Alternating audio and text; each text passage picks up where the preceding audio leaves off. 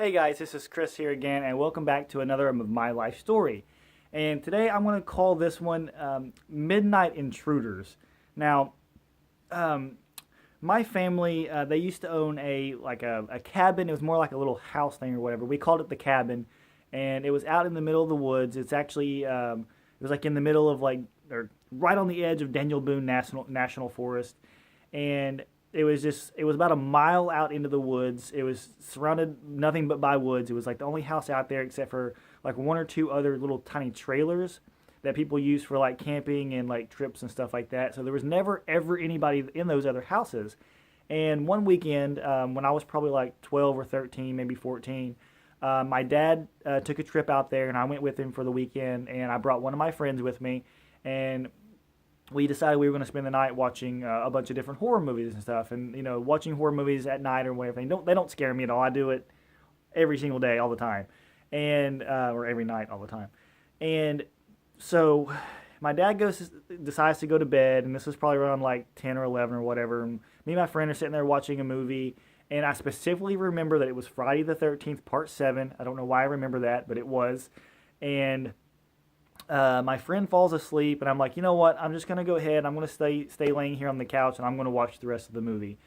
And out of nowhere, it was probably about midnight by now, after my friend fell asleep and stuff. And like I said, there's nobody else in that area. There was nobody staying in those houses or those little trailers at the time.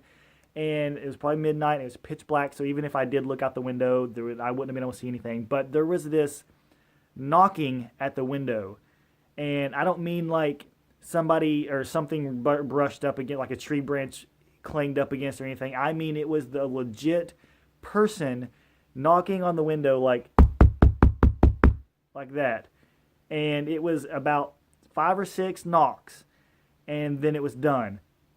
And I was scared to death because I knew that nobody was there. I didn't know who this was that came up to our cabin in the middle of the woods at midnight and knocked on the window. Like, why wouldn't they knock on the door? Like if somebody knew me or they needed in or whatever, they could have knocked on the door, but they knocked on the window. And so I got scared, and I ran in there. I left my friend in there by himself asleep, but I ran in to where my dad was asleep, and I woke him up, and I said, "You need to come in here now. Somebody knocked on the window." And my dad goes, "Oh, that's, you're just having a bad dream." And I was like, "No, I wasn't dreaming. I was wide awake, and I was watching TV, and I heard the knocking, and it was a legit knock."